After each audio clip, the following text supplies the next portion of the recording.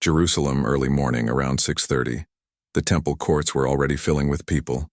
Merchants setting up, pilgrims arriving for morning prayers, teachers taking their positions. The usual rhythm of a new day in the holiest place in Israel.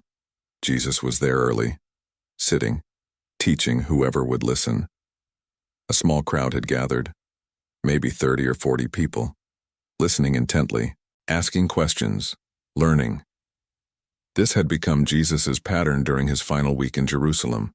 Days in the temple teaching, nights on the Mount of Olives praying, and the religious leaders were watching, always watching, looking for opportunities, waiting for mistakes, planning their trap. They found their opportunity that morning. A group of Pharisees and teachers of the law burst through the crowd, pushing people aside, making a scene. They were dragging a woman. Her clothes were disheveled, her hair was loose, she was crying, terrified, humiliated. They threw her down in front of Jesus, right in the middle of everyone, made her stand there, exposed, shamed, while hundreds of eyes stared at her. "Teacher," one of the Pharisees announced loudly, "this woman was caught in the act of adultery." His voice carried across the courtyard. People stopped what they were doing, turned to look. This was going to be interesting. A public confrontation, a legal dilemma, entertainment. The Pharisee continued, "In the law, Moses commanded us to stone such women. Now what do you say?" The trap was carefully constructed. Brilliant, really. If Jesus said stone her, he would contradict everything he had been teaching about mercy and forgiveness, would lose his reputation as friend of sinners, would alienate the common people who loved him for his compassion. But if Jesus said don't stone her, he would be contradicting the law of Moses, would be teaching against Torah, would give them grounds to accuse him of heresy, would justify arrest. It was perfect. No matter how Jesus answered, they had him. Or so they thought. The crowd pressed closer. This was going to be good. The merciful teacher versus the clear command of Moses. Grace versus law. How would he choose? The woman stood there, trembling. She knew the law, knew the punishment, knew that stoning for adultery was prescribed in Torah. She was guilty, had been caught in the act. There were witnesses. By every legal standard, she deserved death. But she was also terrified, in shock, being used. Because this wasn't really about her, wasn't about justice, was about trapping Jesus. She was just a pawn, a tool, a means to an end. The Pharisees didn't care about her sin, didn't care about righteousness, didn't care about justice. They cared about destroying Jesus, and they were willing to use her life to do it. Jesus looked at the woman, then at the Pharisees, then at the crowd. Everyone waited. The morning sounds of the temple had stopped. Hundreds of people watching, waiting for the answer, waiting to see how Jesus would navigate this impossible situation. And Jesus did something completely unexpected. He bent down and started writing on the ground with his finger. That's it. No answer, no argument, no clever response, just silence, and writing in the dirt. The Pharisees were confused, irritated. This wasn't the response they expected. "Teacher," they pressed. "What do you say? We need an answer.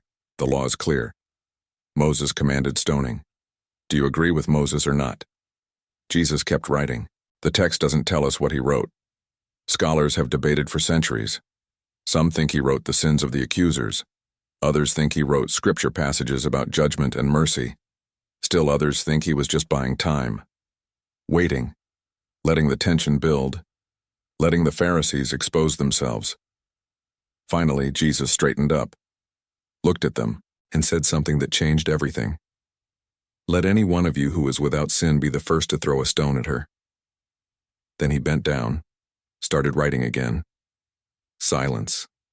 The kind of silence that's louder than noise. The kind that presses on your chest, makes it hard to breathe. Because Jesus had just done something masterful. Hadn't contradicted Moses. Hadn't denied the law. Hadn't said don't stone her. He had simply added a requirement, an impossible requirement. Without sin. The Pharisees stood there, stones in their hands, the woman's fate literally in their grip, and Jesus' words hanging in the air. Let the one without sin cast the first stone. To understand what happened next, you need to understand the law. In Deuteronomy, Moses gave specific instructions about execution for serious sins. The witnesses, those who saw the crime, were to cast the first stones. They bore responsibility for the execution. Their testimony initiated the death. This prevented false accusations, because if you were willing to lie about someone, you'd have to be willing to personally kill them based on your lie. You'd have to throw the first stone.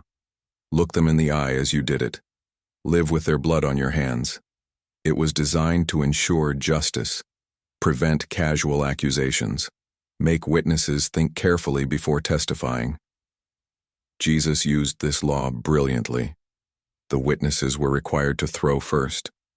But Jesus added a moral dimension, not just witnesses, but sinless witnesses. And everyone standing there knew there were no sinless witnesses, there were no sinless people. Period. The law said witnesses throw first. Jesus said sinless witnesses throw first. And the trap collapsed on itself. The oldest ones left first. The text is specific about that. Those who heard began to go away one at a time. The older ones first. Why the older ones first? Because they had lived longer, accumulated more sins, more failures, more compromises, more moments of weakness. The young might still have illusions about their righteousness, might still think they were relatively sinless. But the old knew better, knew the weight of years of sin, knew the burden of accumulated guilt, knew they had no right to cast stones. So they dropped their rocks and walked away, one by one, starting with the oldest, then the middle-aged, then the younger, until finally, even the youngest accusers had left. All of them, every single Pharisee, every teacher of the law, every witness, every accuser, gone, leaving Jesus alone with the woman. The crowd was still there, watching, witnessing, but the accusers had fled, had been silenced by their own consciences, by the weight of Jesus' simple requirement, by the recognition that they were sinners condemning a sinner, that they were guilty judging the guilty, that they had no moral authority to execute judgment. Jesus straightened up, looked around, saw that the accusers were gone, and asked the woman a simple question. "Woman, where are they? Has no one condemned you?" She looked around, saw they were gone. "No one, sir," she said. Her voice was shaky, uncertain. She had been seconds from death, had felt the inevitability of execution, and now her accusers were gone, fled, unable to throw stones. Jesus looked at her. His eyes were kind, not condemning, not harsh, but also not dismissing, not minimizing, not pretending sin wasn't sin. "Then neither do I condemn you," Jesus said. "Go now and leave your life of sin." The statement had two parts, two perfectly balanced parts. First, no condemnation. I don't condemn you. Not because you're innocent, not because adultery isn't sin, not because the law doesn't matter, but because condemnation isn't what you need, isn't what heals, isn't what transforms. You need grace, mercy, a chance to start again. Second, a command, go and sin no more. Leave your life of sin. Jesus wasn't excusing the sin, wasn't saying it didn't matter, was saying it mattered enough that she needed to stop, needed to change, needed to live differently. Grace without holiness is meaningless. Mercy without transformation is empty. Jesus offered both, forgiveness and a call to change, freedom from condemnation and freedom from sin. The woman left. The text doesn't tell us her name, doesn't tell us what happened to her after, doesn't say if she really did leave her life of sin. We don't know. But we know she was given a chance, was offered grace, was shown mercy when she deserved death, was given freedom to choose differently. The crowd was stunned, silent. They had come expecting drama, a confrontation, a clever debate between Jesus and the Pharisees. They got all of that, but also something more. They got a demonstration of wisdom that silenced accusers, of grace that freed the guilty, of truth that condemned sin but loved the sinner, of justice that satisfied the law while extending mercy. It was impossible, contradictory, paradoxical, and absolutely true. The Pharisees who had left were humiliated, defeated. They had come to trap Jesus, to force him into an impossible choice, to expose him as either merciless or lawless. But Jesus had turned their trap against them, had exposed their hypocrisy, had revealed their own sinfulness, had silenced them without saying a harsh word, without defending himself, without attacking them, just with a simple statement, "Let the one without sin cast the first stone." And they couldn't. None of them could, because none of them were without sin, and they knew it. Even if they wouldn't admit it publicly, their consciences knew. Their hearts knew. Their silent retreat proved it. Some of them walked away angry, furious at being exposed, humiliated in front of the crowd, defeated by a carpenter from Nazareth. They would plot revenge, would work harder to trap him, would eventually succeed in having him crucified. But in this moment, they were defeated, silenced, shown to be what they actually were, sinners pretending to be righteous, hypocrites condemning others for sins they themselves committed, blind guides leading the blind. But there was something the crowd didn't know, something hidden in the details of the story, something that made the Pharisees' hypocrisy even worse. The woman was caught in the act of adultery, caught in the act. That means there was a man. Adultery requires two people. A woman caught in adultery means a man was there too, also guilty, also breaking the law, also deserving death according to Moses. But where was he? The law required both parties to be stoned. Deuteronomy is clear. If a man is found sleeping with another man's wife, both the man who slept with her and the woman must die. Both. Not just the woman. Both. So where was the man? Why didn't they drag him to the temple too? Why wasn't he standing there with stones pointed at him? The answer reveals the setup. This was a trap, carefully arranged. They needed a woman caught in adultery, needed witnesses, needed proof, needed it to happen at the right time, in the right place, with the right circumstances, which means they likely arranged it. Either set up the situation or knew about it beforehand and waited. And they let the man go. Didn't bring him, didn't charge him, didn't demand his death. Why? Because they didn't care about justice, didn't care about the law, didn't care about righteousness. They cared about trapping Jesus. The woman was expendable. Her life didn't matter to them. Her shame didn't matter. Her death wouldn't have mattered. She was just a tool, a means to an end. And the man, whoever he was protected. Let go. Perhaps even one of them. Perhaps even one of the Pharisees themselves. We don't know. But we know they violated their own law. Knew they corrupted justice in pursuit of their agenda. Knew they used and abused a vulnerable woman to achieve their goals. And Jesus knew too. When he looked at them, when he bent down and wrote in the dust, when he straightened up and issued his challenge. He knew about the missing man, knew about the setup, knew about their hypocrisy, and his challenge exposed it all. Let the one without sin cast the first stone. He wasn't just talking about general sinfulness, was talking about this specific sin, this specific hypocrisy, this specific corruption of justice. Was saying, you who manipulated this situation, who arranged this trap, who violated your own laws to create this moment, you think you can execute judgment. You think you have the moral authority to kill this woman. The oldest left first because they understood fastest, recognized the trap had backfired, saw that Jesus knew he had exposed them without saying a word about the missing man, without explicitly calling out their hypocrisy, just by setting an impossible standard, be without sin. Then you can judge. The crowd began to understand too. As the Pharisees left, as their accusers fled, people started asking questions.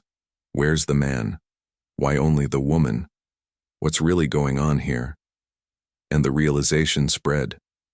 This wasn't about justice, it was about power, about control, about destroying Jesus at any cost. even the cost of an innocent woman's life, even the cost of corrupting their own laws, even the cost of exposing their own hypocrisy. Jesus protected the woman without defending her sin, freed her without excusing her guilt, showed mercy without compromising justice, and he did it by turning the question back on the accusers, by making them examine themselves before examining others, by requiring them to be sinless before condemning sin. This became a pattern, a principle, a foundation for how Jesus approached sin and judgment.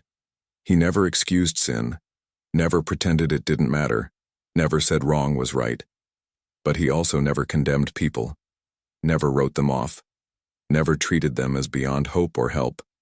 He confronted sin, called it out, demanded change, but he offered grace, extended mercy, provided opportunity for transformation, and he exposed hypocrisy, challenged self-righteousness, refused to allow some sinners to condemn other sinners, required those who judged to be judged by the same standard.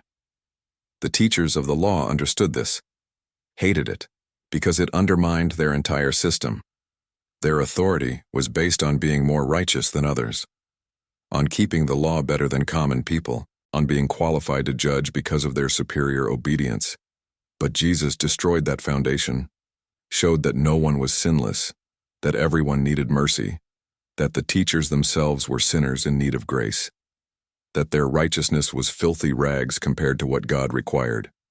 The woman became a living example of grace, of mercy, of second chances, of freedom from condemnation. She had been guilty, been caught, been dragged before the community, been exposed and shamed and sentenced, and then freed, not because she was innocent, but because grace is more powerful than guilt, because mercy triumphs over judgment, because Jesus came not to condemn the world but to save it. That's what the accusers couldn't understand. They saw Jesus' mercy as weakness, saw his forgiveness as compromise, saw his grace as cheapening the law. But they were wrong. Jesus' mercy was stronger than their stones.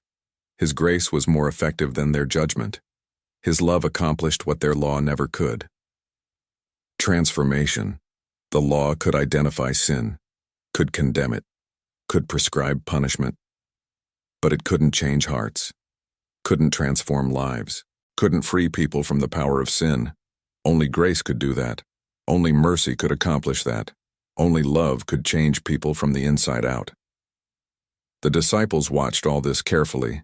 They were learning, seeing how Jesus handled impossible situations, how he navigated traps, how he balanced truth and grace, how he confronted sin while loving sinners. Peter was especially impacted. He had a tendency toward harsh judgment, toward drawing clear lines, toward being right and making sure everyone knew it. But watching Jesus with the woman taught him something, taught him that mercy doesn't mean compromising truth, that grace doesn't mean excusing sin, that love can be tough while remaining tender. Years later, Peter would write about judgment, would warn believers not to judge others harshly, would remind them that judgment begins with the household of God, would emphasize that mercy triumphs over judgment. And he would remember this moment, remember the woman, remember the accusers walking away, remember Jesus writing in the dust and then offering freedom. John would remember it differently. He would focus on the light. Jesus had just claimed to be the light of the world. And here was darkness exposed, hypocrisy revealed, sin brought into light. And the light didn't destroy, didn't condemn, offered path forward. John would later write that God didn't send his Son to condemn the world but to save it, would write that light came into darkness and darkness couldn't overcome it, would write that those who do evil hate the light but those who live by truth come into light. And he would think of this morning, this woman, this confrontation, this demonstration of light overcoming darkness, not through condemnation, but through truth and grace combined. The woman herself would never forget. She had been minutes from death, had felt the weight of stones in accusers' hands, had known she was guilty and helpless and doomed, and then freedom, unexpected, undeserved, unearned. Freedom given not because she was innocent but because mercy was possible, because grace was real, Because Jesus didn't condemn. We don't know if she really did leave her life of sin. Don't know if she was transformed or if she returned to adultery. The text doesn't say, but we know she was given the chance, was offered the opportunity, was provided the grace needed for change. And that's all anyone ever gets. A chance. An opportunity. Grace to change. No guarantee that we will. No force that makes us. Just invitation. Just offer.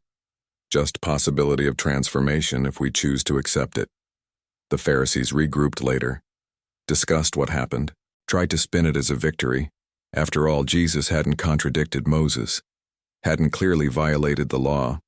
They couldn't charge him with heresy based on this incident, but they knew they had been defeated, had been exposed, had revealed their own sinfulness in trying to trap him, and that made them more determined, more committed to destroying Jesus, more willing to do whatever it took. They would succeed eventually, would arrest him, try him, have him crucified. But even that would backfire, because Jesus' death would accomplish what they tried to prevent, would establish his kingdom, prove his claims, demonstrate his power, transform the world. For now, though, they retreated, regrouped, plotted, waited for another opportunity. The crowd dispersed slowly, talking among themselves, processing what they had seen. Some were amazed, others confused, still others defensive, but all were impacted.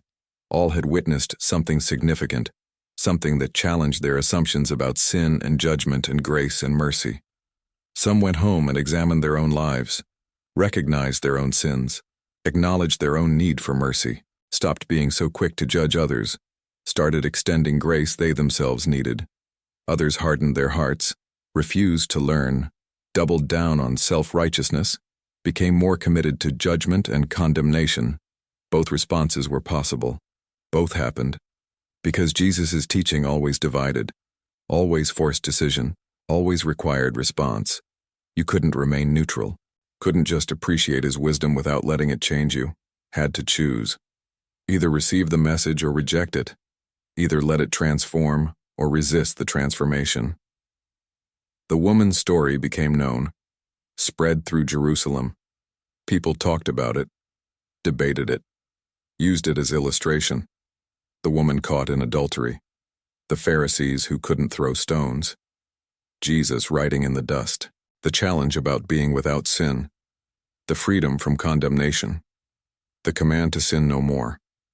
It became a parable of sorts, a story that taught truth, that revealed character, that demonstrated principles about sin and grace and judgment and mercy.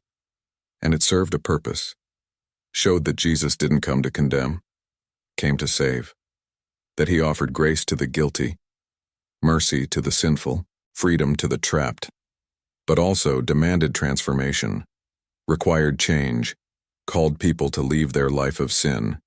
He didn't just offer cheap grace, grace that excused and ignored and pretended sin didn't matter. He offered costly grace, grace that freed from condemnation but also freed from sin, grace that forgave but also empowered change, grace that loved people too much to leave them as they were. Years later, when the Gospels were being written, the story was carefully preserved. John included it in his Gospel, made sure future generations would know what happened that morning in the temple courts, made sure the lesson wouldn't be lost, made sure Jesus' wisdom and grace and truth would be remembered. Some early manuscripts don't include the story. Some scribes thought it was too scandalous, too easily misunderstood, too likely to give people license to sin. If Jesus forgave adultery, what's to stop people from committing it freely? If sin doesn't result in condemnation, why avoid it? But others recognize the importance, recognize that the story didn't excuse sin. It confronted sin while offering grace.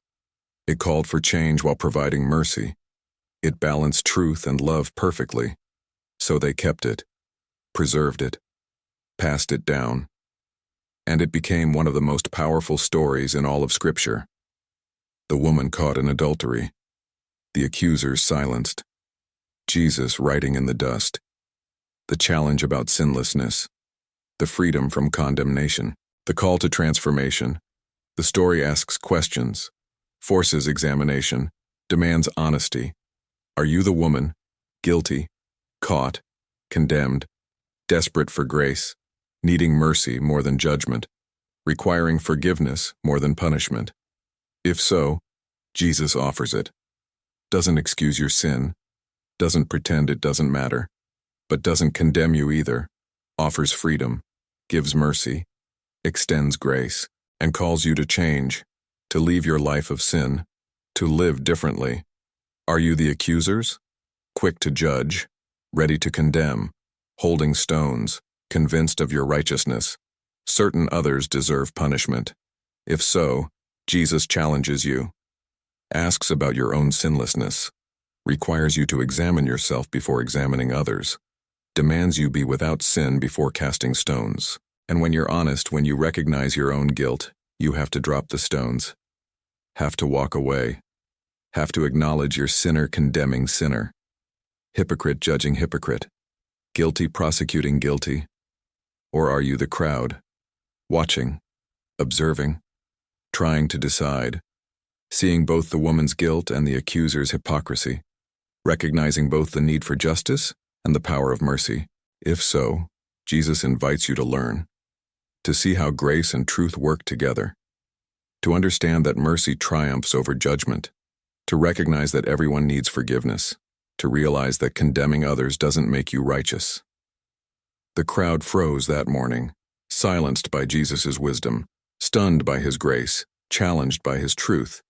The accusers came to shame Jesus publicly, to trap him, to force him into impossible choice, to expose him as either merciless or lawless. But Jesus turned their trap into demonstration, their attack into teaching moment, their attempt at shame into revelation of grace.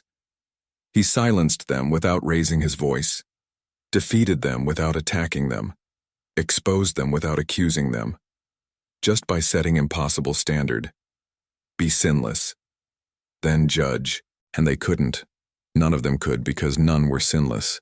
And when they were honest, they had to admit it, had to drop stones, had to walk away, silenced by their own consciences, convicted by their own hearts, defeated by their own sinfulness.